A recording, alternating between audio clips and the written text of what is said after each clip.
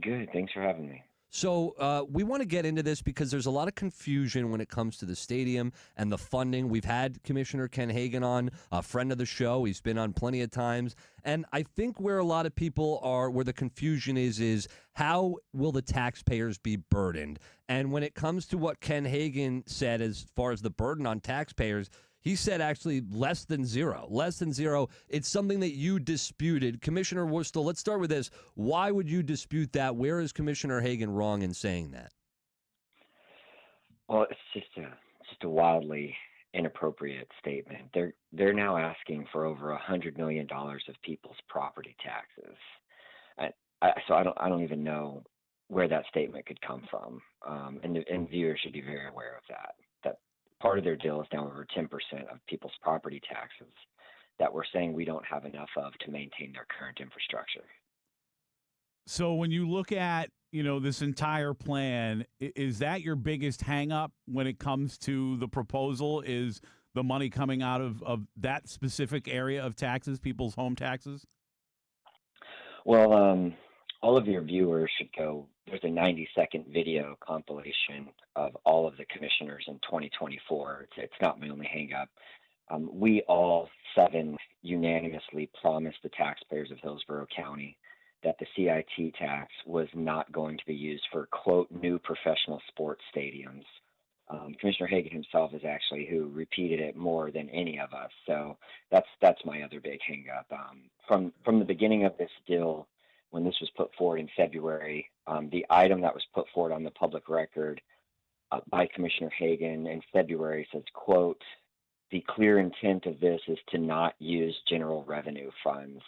This was supposed to be special taxing districts, which I've supported from the beginning.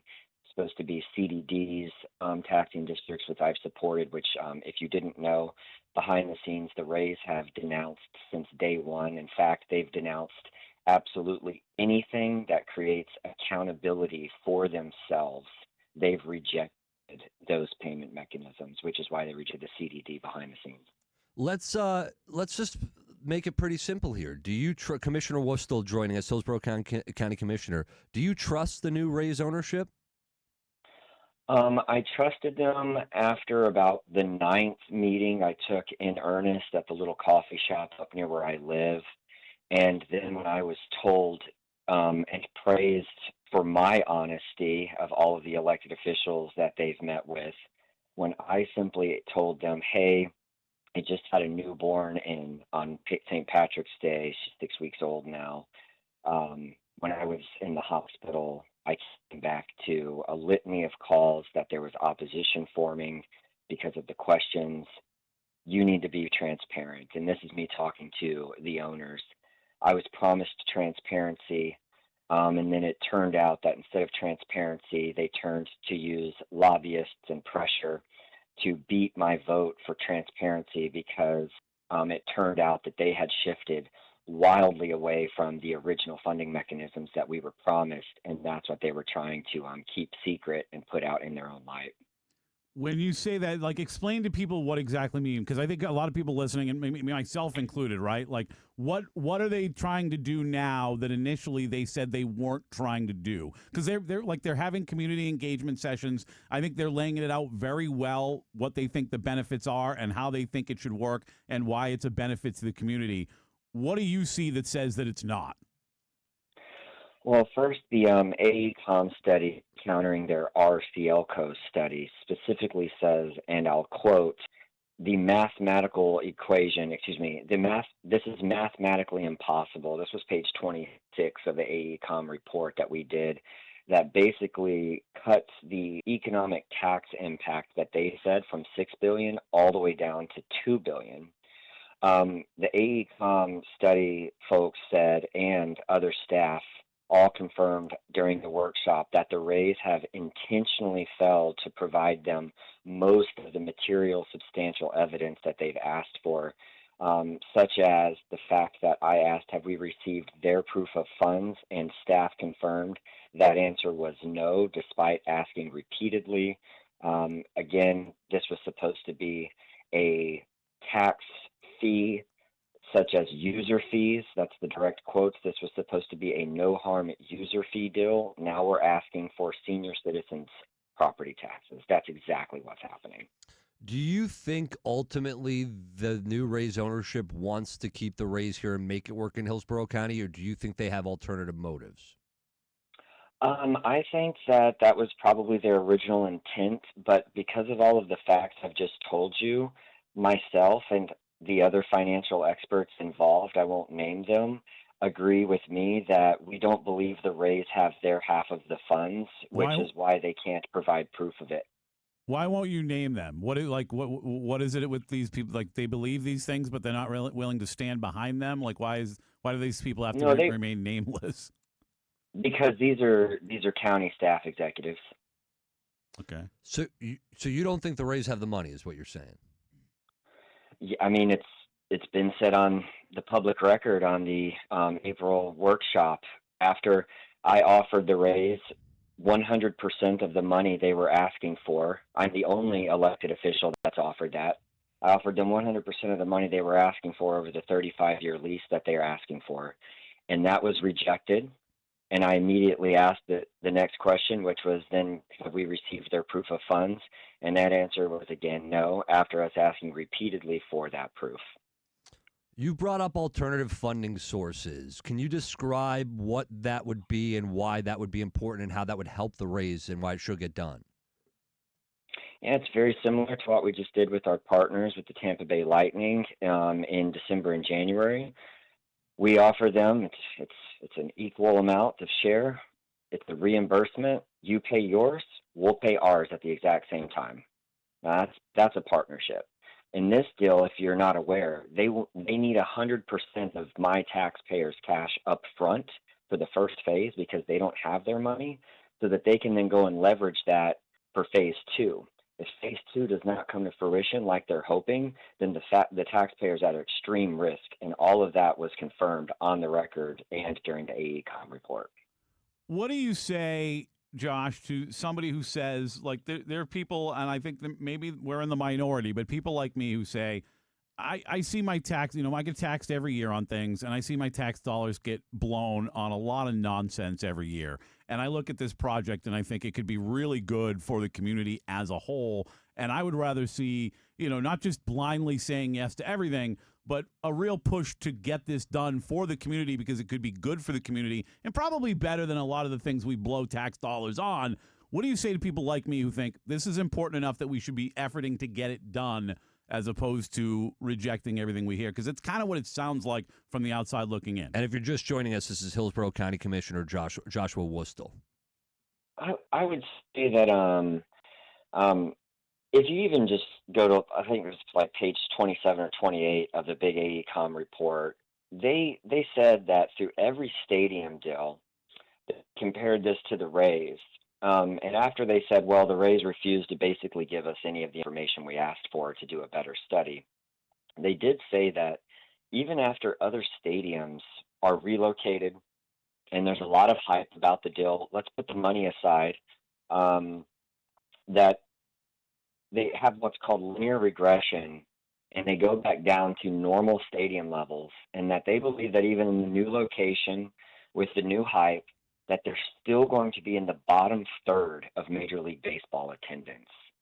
So the problem is not whether or not it could be good for the community. The problem is that there's the likely scenario is that we will never get your money back.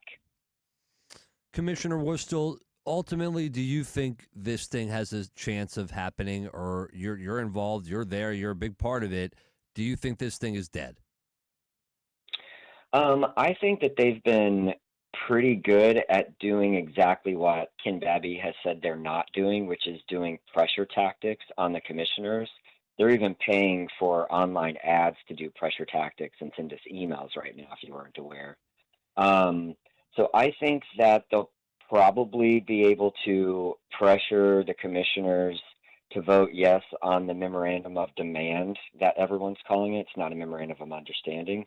And then it will die later on as they aren't able to produce some of the material documents that staff needs. We've heard about the June 1st deadline. When was the first time that you in Hillsborough County was actually made aware of the deadline? And was it actually ever reasonable as far as thinking it could be met? Well, I started hearing from Ken Babby back in March that there was this unreasonable deadline, and I was trying to help him get ahead of all of this fallout by saying, hey, you need to have a lot of public conversations, even if I'm not going to vote for your use of the CIT tax, which is all we were talking about then, not property taxes. And he kept agreeing, and then it turned out that the reason they didn't do any of the announcements later on is because they couldn't get through all of the huge roadblocks that staff put out during the April workshop. So I think that they've known for a long time, and respectfully, don't buy a business. Don't buy a business if you know you're not prepared to close the deal. It's not our responsibility to come up with your shortcomings, and that's what they're trying to do. You had mentioned, pressure tactics like emails. Isn't like I understand that obviously if they're running ads to get people to send you emails, that's what they're doing. But like, isn't emailing you what your constituents are supposed to do to tell you that that's what they want to see if that's what they believe? Sure, but it's not them emailing us. It's an online advertisement linked to one IP address out of Los Angeles, confirmed by our staff. Every single email comes from the exact same server, where they are bucketing people, and it's not people sending us emails. On March the 12th, they used a bot to crawl our form stack and to do a test email to all of the commissioners. And after that, they have used that same IP to pound us with over 2,000 and pre-written emails that are not written by the individuals themselves. Many have confirmed that are my friends that they did not even know that there was an email being written in, and now they have words being put on the public government record that they did not write themselves. It's a big question mark that we're investigating right now. All right, Seems like a pretty strong accusation. Yeah, it does. Which I have substantial evidence from county staff to back up. So it doesn't sound like you'd be like hanging out with the Rays ownership group on a Saturday just because you guys like each other. Well, I really like them, but I'm the type of guy where the moment that you lie to my face, then yeah, we're going to have a significant fallout of hanging out for another coffee. And specifically, who lied to your face? Mr. Babby. Clearly we have a lot that we've untangled here. Commissioner Wostal, really appreciate you joining us. I can safely say I don't think this will be the last time we speak with you. Definitely want to follow up on this, and please keep us abreast with any updated information. But thank you for coming in and talking with us on the Pat and Aaron Show today. Appreciate it. I appreciate you guys. Have a good day. Whoa. Should have asked him for his email real quick, just in case anybody wanted to email him and tell him get the job done and get us our ballpark, damn it. Whoa. That was a lot. I mean, you just accused Ken Babby of being a liar. By name. Yeah. I love Ken Babby so much. He could, I don't know. That was rough. I'm torn. I hate that type of slander because I don't know Ken Babby that well. Let me be very clear. The only person I know well in this entire situation is Ken Hagen. Right. That's it. Me and Ken Babby went to rival and summer he basically camp. called Ken Hagen a liar too, and I personally don't believe that. I've seen that on Twitter too. I went to a rival summer camp with Ken Babby, and we have like a bond over it. And he's an awesome guy. And I feel like you believe that bond is stronger than Ken may. I said, I believe you believe that bond is stronger than Ken. Oh, Ken yeah, may. definitely. But I want to like the guy. I like the guy. That was a crazy interview. That was wild. All right, let's dissect it. The phone calls are coming in.